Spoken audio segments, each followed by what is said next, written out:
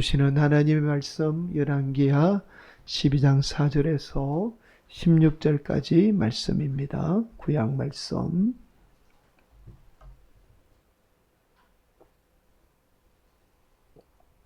(12장 4절에서) 16절까지 말씀, 하나님 말씀 교독해서 봉독하도록 하겠습니다. 4절 말씀입니다. 가정에서 함께 예배드리시는 성도님들도 하나님 말씀 함께 교독해서 봉독합니다. 4절 말씀. 여호와스가 제사장들에게 이르되 여호와의 성전에 거룩하게 하여 드리는 모든 은 곧 사람이 통용하는 은이나 각 사람의 몸값으로 드리는 은이나 자원하여 여호와의 성전에 드리는 모든 은을 제사장들이 각각 아는 자에게서 받아들여 성전의 어느 곳이든지 파손된 것을 보거든 그것으로 수리하라 하였느나. 요아스 왕 제23년에 이르도록 제사장들이 성전의 파손한 데를 수리하지 아니하였는지라. 요아스 왕이 대제사장 여호야다와 제사장들을 불러 이르되 너희가 어찌하여 성전의 파손한 데를 수리하지 아니하였느냐. 이제부터는 너희가 아는 사람에게서 은을 받지 말고 그들이 성전의 파손한 데를 위하여 드리게 하라. 제사장들이 다시 백성에게 은을 받지도 아니하고 성전 파손한 것을 수리하지도 아니하기로 동의하니라. 제사장 여호야다가 한 궤를 가져다가 그것의 뚜껑에 구멍을 뚫어 여호와의 전문어기 오른쪽 곧 제단 옆에 두매 여호와의 성전에 가져오는 모든 은을 다 문을 지키는 제사장들이 그 궤에 넣더라.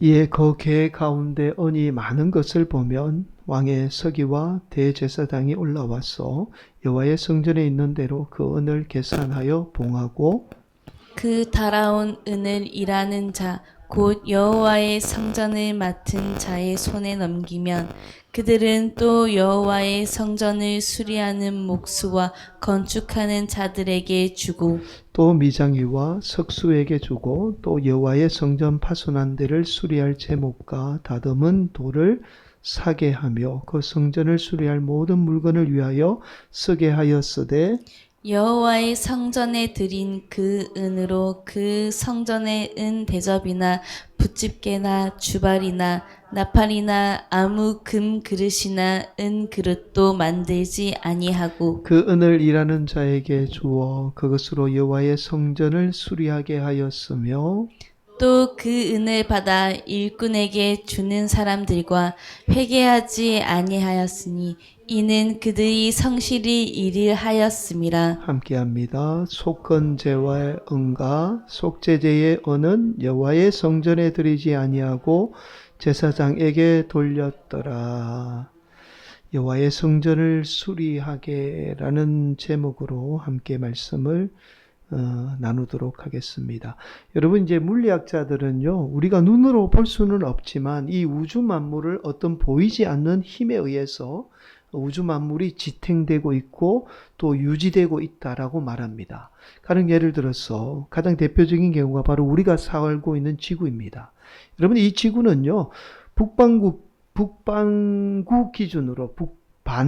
기준으로 시계 반대 방향으로 1초에 약 30km를 돕니다. 굉장한 속도로 1초에 30km를 돌고요. 태양과는 약 1억 4,960만 킬로미터의 거리를 유지하며 공전을 합니다. 항상 일정한 거리와 속도를 유지하며 공전하게 돼요. 만약에 우리가 사는 지구가 이 일정한 거리와 속도를 잃어버리게 되면 지구는 멸망하고 맙니다. 여러분, 이처럼 보이지 않지만 이 우주 만물을 지탱하는 힘이 존재해요. 존재하지 않고서는 물리학자들은 이야기를 합니다. 존재하지 않고서는 이것이 일정하게 유지될 수 없다는 거예요. 여러분, 만약에 이 힘이 존재하지 않는다면 아마 지구뿐만 아니라 우주 만물은 유지될 수 없을 거예요. 여러분, 아직도 과학자들은 이 보이지 않는 힘의 실체에 대해서 밝혀내고 있지 못합니다. 여러분, 그러나 우리는 알고 있어요. 이 힘의 실체가 바로 하나님이죠. 보이지 않지만 하나님이 이 우주 만물을 지탱하고 있는 겁니다. 결국 이 말은 하나님 중심으로 우주 만물이 돌아가고 있다는 증거예요. 하나님이 힘으로 지탱하기 때문에 하나님 중심으로 돌아갈 수밖에 없는 거죠. 여러분, 이것은 우주 만물뿐만 아니라 우리 인류도 마찬가지, 우리 인생도 마찬가지입니다. 반드시 하나님의 중심으로 이루어지게 돼요. 그래서 우리 인생은 하나님께로 와서 결국에는 하나님께로 돌아가게 되는 겁니다. 여러분, 이 말은 하나님 중심으로 사는 인생은 반드시 복을 받게 된다는 말씀이에요. 왜냐하면 이 우주 만물이 하나님의 중심으로 돌아가고 인류도 하나님 중심으로 돌아가기 때문에 하나님 중심으로 사는 인생은 반드시 복을 받을 수밖에 없는 거죠. 여러분, 결국 인생은요, 이 싸움입니다. 우리가 하나님 중심으로 사느냐, 아니면 흔히 말하는 세상 중심으로 사느냐. 결국 우리 인생은 이 싸움이에요. 앞서서 말씀을 드렸듯이 하나님 중심으로 사는 인생은 반드시 복을 받게 됩니다. 모든 만물이 하나님 중심으로 이루어지고 하나님 중심으로 돌아가기 때문에 우리가 하나님 중심으로 살게 될 때에 우리 인생이 잘 될 수밖에 없는 거예요.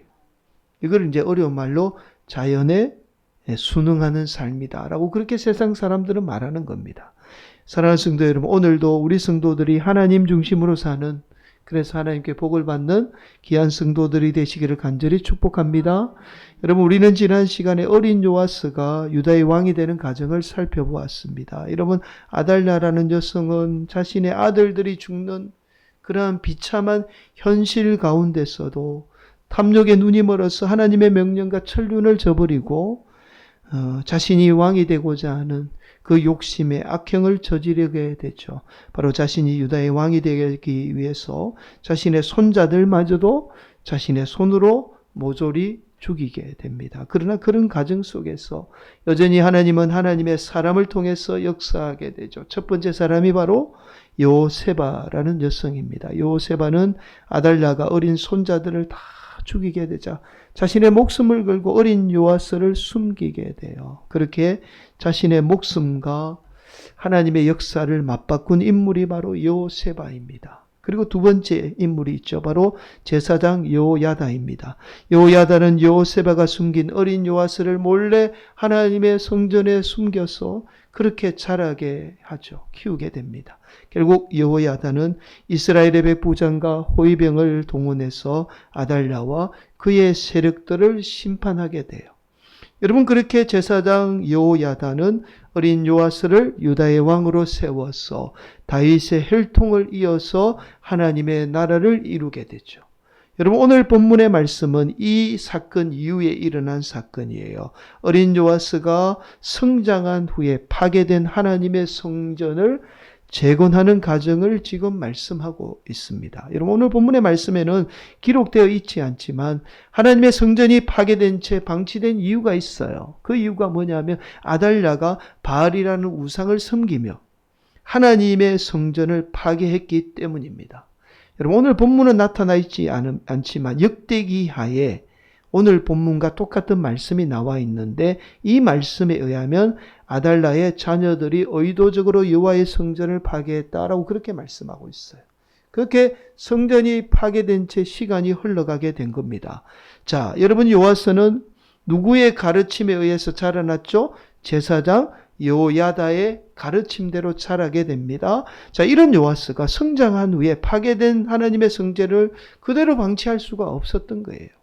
자, 그래서 여호야다에게, 제사장 여호야다에게 명령합니다. 백성들에게 돈을 거두어서 성전을 재건하라고 명령해요. 그 말씀이 오늘 본문 5절 말씀, 제사장들이 각각 아는 자에게서, 아는 자가 이게 뭐냐면 거두어 드리라는 말입니다. 우리 번역이 조금 정확하지 않아요. 아는 자에게 받아들여 성전의 어느 곳이든지 파손된 것을 보거든 그것으로 수리하라 하였으나.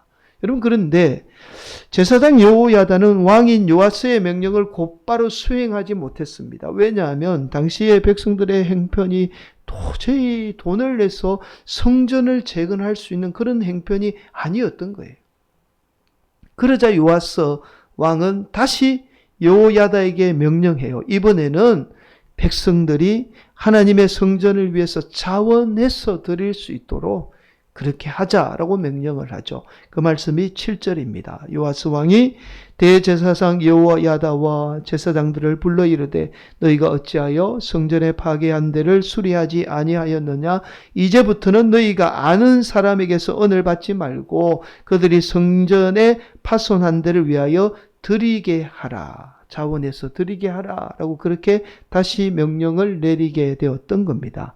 여러분, 그렇게 제사장 여호야다는 왕인 요아스의 명령대로 이스라엘 백성들이 여호와의 성전을 재건해서 자원해서 드릴 수 있도록 성전 문 앞에 궤를 가져다 놓게 돼요. 성전을 출입하는 백성들이 지나가면서 자원해서 이 궤에 돈을 넣을 수 있도록 성전 문 앞에 궤를 두게 되었던 겁니다. 여러분, 그렇게 성전에 드나들던 이스라엘 백성들이 그 궤에 자원해서 은입니다. 당시에 사용하던 돈이 은이에요. 오늘 본문은 단순히 은이라고 말씀하는데 당시에 통용하던 돈이 은입니다. 그래서 백성들이 자원해서 이 은을 성전 재건을 위해서 드리게 되죠. 그런데 예상과 달리 백성들이 가난하면서도 억지로 드리라고 했을 때는 이 여호야다가 백성들에게 차마 너무 처참하게 사니 말을 못했는데 이 백성들이 예상과 달리 가난한 백성들이 자원하라고 그렇게 명령을 했더니 이 백성들이 자원해서 은을 드리기 시작해요. 그렇게 은이 가득 차게 됩니다. 그럴 때마다 여호야다는 성전의 궤가 은으로 가득 차면 그 궤에 가득 찬 은을 가져다가 성전을 수리하는 목수와 건축하는 자들에게 주게 돼요. 자, 오늘 본문 11절 그 달아본 은을 일하는 자 곧 여호와의 성전을 맡은 자의 손에 넘기면 그들은 또 여호와의 성전을 수리하는 목수와 건축하는 자들에게 주고. 여러분, 그렇게 백성들이 자원해서 드린 은은 오직 성전을 재건하는 데만 사용하게 돼요. 더 놀라운 사실이 있어요. 오늘 보면 15절은 이렇게 말씀합니다. 또 그 은을 받아 일꾼에게 주는 사람과 회개하지 아니하였으니 이는 그들이 성실히 일을 하였습니다. 여러분, 회개하지 않았다는 말은 돈 계산할 필요 없을 정도로 그들이 성전을 하나님의 성전을 위해서 성실하게 은혜롭게 그렇게 성전을 재건하게 되었던 거예요. 돈을 가져오는 제사장이나 또 그 돈을 받고 일하는 사람이나 돈 계산할 필요가 없을 정도로 은혜롭게 최선을 다해서 하나님의 성전을 재건하게 되었던 거죠. 여러분, 또한 하나님의 성전인 이 요아스가 하나님의 성전인 건물만 재건한 게 아니에요. 여러분, 오늘 본문 우리가 마지막 절 16절에 이렇게 말씀합니다. 속건제의 은과 속죄제의 은은 여호와의 성전에 드리지 아니하고 제사장에게 돌렸더라. 여러분, 이 말씀이 무슨 말이냐면 레위기 7장 7절에 의하면 이런 말씀이 있어요. 속죄제와 속건제는 규례가 같으니 그 제물은 속죄하는 제사장에게로 돌아갈 것이요. 여러분, 이스라엘 백성들이 하나님 앞에 드린 많은 제사가 있잖아요. 그런데 유독 하나님께서 명령합니다. 속죄제와 속건제로 드린 모든 물건은 다 제사장이 먹을 수 있도록 제사장 앞에 드려라 라고 그렇게 명령하신 거예요. 그래서 요아스가 성전을 다 재건하고 나서, 여러분, 성전의 건물만 중요한 게 아니잖아요. 그 건물에서 예배 드릴 수 있는 제사장이 필요하잖아요. 그래서 이 요아스가 제사장이 온전히 하나님 성전에서 일할 수 있도록 속죄제와 속건제는 하나님의 말씀 따라서 그들에게 드리게 되었던 겁니다. 그래서 요아스는 하나님의 말씀대로 백성들이 드린 이 속건제, 속죄제는 제사장을 위해서 드린 거예요. 자, 결국 요아스는 무너진 하나님의 성전만 재건한 게 아니라 또 하나님의 성전에서 이스라엘 백성들이 다시 예배할 수 있도록 예배도 다시 재건하게 되었던 겁니다. 여러분, 오늘 본문만 살펴보게 되면 그냥 요아스가 무너진 하나님의 성전을 재건한 사건으로 보여요. 그렇죠? 무너진 성전을 재건했구나. 그렇게 우리가 알 수 있습니다. 그러나 사실 우리가 이 역대하에 나오는 이 요아스의 이후의 행적을 살펴보게 되면 오늘 본문이 무엇을 말씀하고 있는지를 알 수 있어요.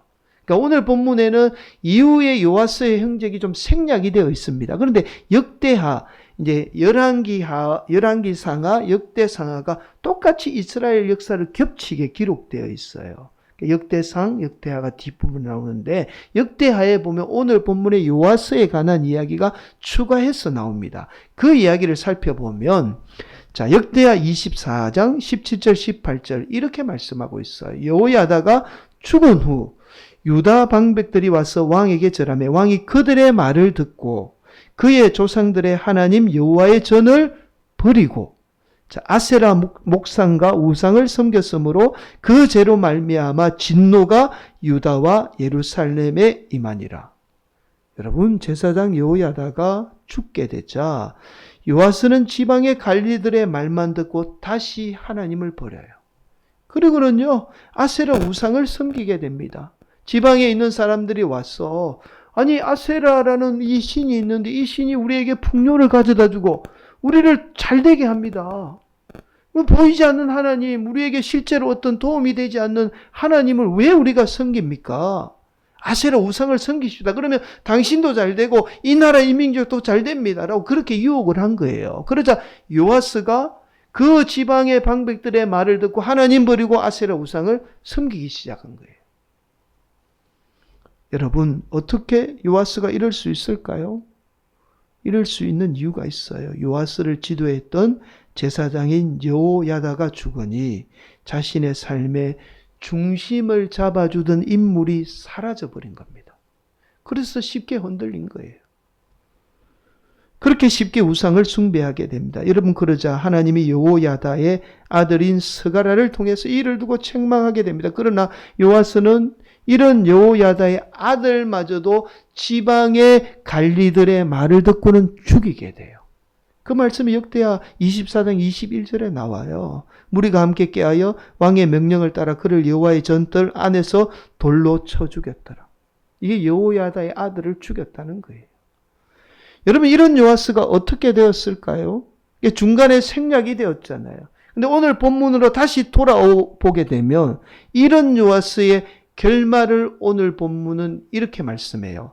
열왕기하 12장 20절 말씀에 보면 요아스의 신복들이 일어나 반역하여 실라로 내려가는 길가에 밀로궁에서 그를 죽였고, 여러분, 안타깝게도 요아스가 하나님을 버리게 되자 자신의 가장 가까운 신복들이 반란을 일으켜서 그냥 자신을 죽이고 말아요.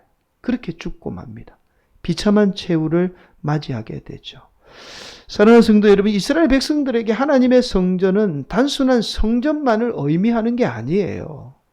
여러분, 이스라엘 백성들에게 이 하나님의 성전은 바로 자신들의 삶의 중심인 하나님을 의미하고 있는 거예요. 요아스가 여호야다를 통해서 하나님 중심으로 살다가 그 삶에서 중심인 하나님을 잃어버리게 되자 결국에는 그의 인생마저도 망하게 되었던 겁니다.